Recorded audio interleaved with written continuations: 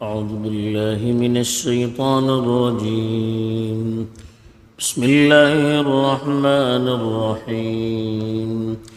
وإذا طلقتم النساء فبلغن أجلهن فأمسكوهن بمعروف أو سرحوهن بمعروف ولا تمسكوهن ضرارا لتعتدوا ومن يفعل ذلك فقد ظلم نفسه ولا تتخذوا آيات الله هزوا واذكروا نعمة الله عليكم وما أنزل عليكم من الكتاب والحكمة يعظكم به واتقوا الله واعلموا أن الله بكل شيء عليم. الحمد لله رب العالمين والعاقبة للمتقين والصلاة والسلام على سيد الأنبياء والمرسلين خاتم النبيين محمد وعلى آله وصحبه أجمعين. أما بعد، طلاق کے سلسلے میں گفتگو چل رہی تھی. کل 3 طلاق کے بعد دوبارہ اگر شادی کرنا ہو تو اس کے لیے کیا کنڈیشن تھے اس کی وضاحت کی گئی تھی. اب جو آیت آپ کے سامنے تلاوت کی گئی ہے اس میں طلاق کے سلسلے میں مزید وضاحت کرتے ہوئے اللہ تعالیٰ ارشاد فرماتے ہیں وَإِذَا طَلَّقْتُمُ النِّسَاءَ، جب تم عورتوں کو طلاق دو، فَبَلَغْنَ أَجَلَهُنَّ، اجل مدت کو کہتے ہیں، تو پھر وہ اپنی مدت کے قریب تک پہنچ جائے. یعنی مرد کو خطاب کر کے کہا جا رہا ہے کہ جب تم اپنی بیویوں کو طلاق دو، اس لیے کہ پیچھے بھی بتایا گیا تھا کہ طلاق دینے کا حق بعض مصلحتوں کی وجہ سے شریعت نے مرد کو دے رکھا ہے. تو طلاق دینے کے بعد عورتوں کو عدت میں بیٹھنا ہے. تو اجل کا مطلب یہاں پر عدت، اور عدت میں جب عورت رہیں تو پھر مرد کو رجوع کرنے کا اختیار رہتا ہے. تو فَبَلَغْنَ أَجَلَهُنَّ کا مطلب اپنی مدت کو پہنچے، یعنی جو عدت کی مدت ہے اس کو پورا کرنے کے قریب عورت پہنچ جائے. فَأَمْسِكُوهُنَّ بِمَعْرُوفٍ، تب یا تو تم انہیں بھلے طریقے پر اپنے پاس رکھو، یعنی رجوع کر کے بھلے طریقے کا مطلب شریعت کے مطابق اور معاشرے میں جن چیزوں کو اچھا سمجھا جاتا ہے اس کے مطابق تم ان کو اپنے نکاح میں رکھو.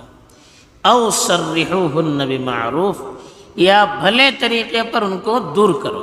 سرح کے معنی دور کرنا، یعنی عدت کی مدت میں اگر آپ رجوع کرنا چاہتے ہیں تو اچھے طریقے پر صحیح طریقے پر ان کو اپنے ساتھ رکھنا چاہتے ہیں تب رجوع کر سکتے ہیں، ورنہ پھر ان کو الگ کرو. الگ کرتے وقت بھی اچھے طریقے پر ان کو الگ کرنا چاہیے. ایسا نہ ہو کہ دشمنی کے ساتھ ان کو الگ کرے، بلا بھلا کہہ کر، بدنام کر کے، تہمت لگا کر، ان کے حقوق دبا کر اس طرح سے ان کو الگ نہ کرے. پھر اللہ تعالیٰ نے تاکید سے فرمایا وَلَا تُمْسِكُوهُنَّ ضِرَارًا، اور تم انہیں نقصان پہنچانے کے لیے اپنے پاس مت رکھو. لِتَعْتَدُوا، تاکہ ان پر زیادتی کرو. اعتدی مانے زیادتی کرنا. جیسا کہ پیچھے بھی بتایا گیا تھا کہ جاہلیت میں آدمی اپنی بیوی کی جب عدت ختم ہونے لگتی تو ان سے رجوع کرتا تھا. رجوع کرنے کا مقصد عورت کے ساتھ کوئی ہمدردی نہیں ہوتی تھی، بلکہ مقصد یہ ہوتا تھا کہ عورت کو اور زیادہ تکلیف دیا جائے. اگر رجوع نہیں کریں گے وہ آزاد ہو جائے گی تو وہ خوشی کے ساتھ دوسری سے شادی کر سکتی، لیکن ایسا کرنا ان کو پسند نہیں تھا. وہ چاہتے تھے کہ عورت کے نہ حقوق دیے جائیں، نہ ان کو آزاد کیا جائے، نہ اپنے پاس رکھتے ہوئے صحیح طریقے پر زندگی گزارا جائے، صرف ان کو تکلیف دینے کے لیے، ان پر زیادتی کرنے کے لیے ان کو زبردستی اپنے پاس رکھتے تھے، تاکہ وہ خود فدیہ دے کر اپنے آپ کو الگ کرے، یعنی خود خلا لے لے۔ خلا لینے پر اس کو مرد کو پیسہ ملتا ہے، مرد کو اس کی پراپرٹی ملتی ہے، تو اس لیے وہ زبردستی رجوع کرتے تھے تاکہ اس کو تکلیف دیتے رہیں۔ اس بہانے جب وہ مجبور ہو جائے گی تو خلا لینے کے لیے تیار ہو جائے گی۔ اب وہ خلا لینے کے لیے جائے گی تو کچھ چیزیں وہ مجھے دے گی، تو اس لیے اس کو تکلیف دینے کے لیے اور اس کو پریشان کرنے کے لیے اور اس پر زیادتی کرنے کے لیے تم اس کو اپنے پاس مت رکھو۔ وَمَن يَفْعَلْ ذَلِكَ، اگر کسی نے ایسا کیا، فَقَدْ ظَلَمَ نَفْسَهُ، اس نے اپنے آپ پر ظلم کیا، یعنی نقصان دینے کے لیے یا خلا پر مجبور کرنے کے لیے اس کو اپنے پاس رکھا، تو وہ سمجھتا ہے کہ میں اس کو تکلیف دے رہا ہوں، وہ اس کو تکلیف نہیں دے رہا، بلکہ اللہ کے یہاں اس کی وجہ سے اس کا گناہ بڑھتا چلا جائے گا۔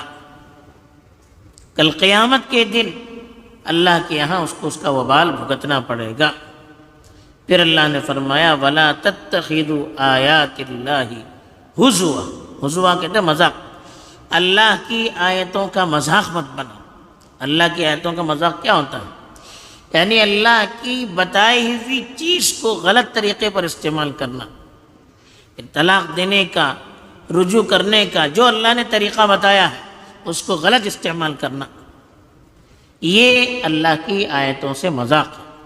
جو اللہ نے حکم دیا ہے اس کی خلاف ورزی کرنا، اس کو غلط استعمال کرنا، جو چھوٹ دی گئی ہے اس سے غلط فائدہ اٹھانا، یہ اللہ کی آیتوں کے ساتھ مذاق۔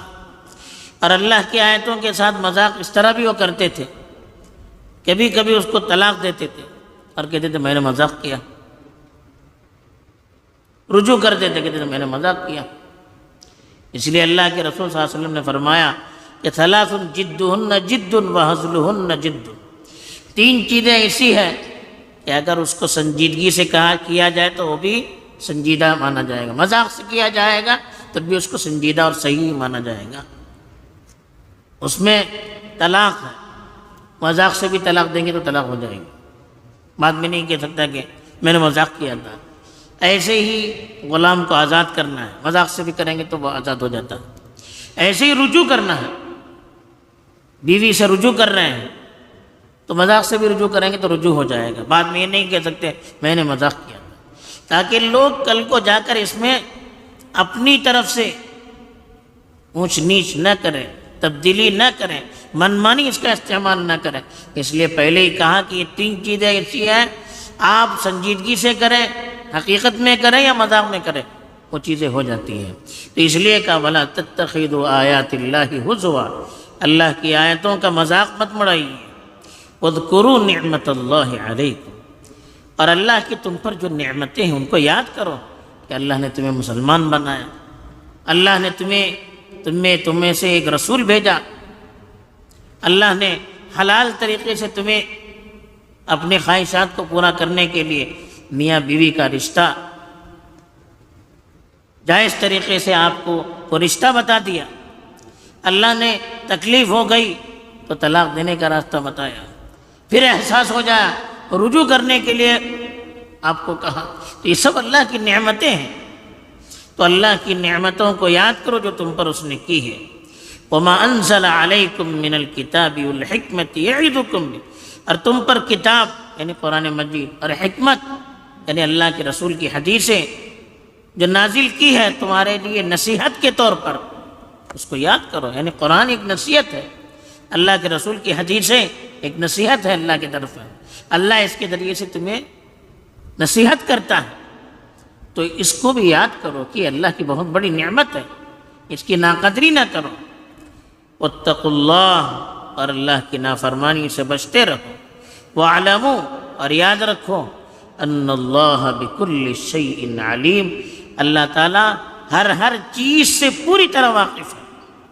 آپ کیوں رجوع کر رہے ہیں؟ اس کو تکلیف دینے کے لیے یا اس کو فائدہ پہنچانے کے لیے؟ آپ طلاق دینے میں سنجیدہ تھے یا مذاق میں دے رہے تھے؟ کیا کر رہے تھے؟ آپ کے دل میں کیا ہے؟ آپ کی نیت کیا ہے؟ آپ چھپ کر کیا کر رہے ہیں؟ آپ کھل کر کیا کرنا ہے؟ ایک ایک چیز سے اللہ تعالیٰ واقف ہے اور پوری طرح واقف ہے. اس لیے اللہ تعالیٰ کی شریعت کا مذاق مت اڑائیے، اس کو غلط استعمال مت کیجیے، بلکہ جو طریقے طلاق کے، رجوع کے اور ساتھ میں رکھنے کے جو چیزیں، جو شرائع، جو طریقے بتلائے گئے ہیں اس کے مطابق زندگی گزارنی چاہیے. اللہ تعالیٰ توفیق دے. آمین. وآخر دعوانا الحمدللہ.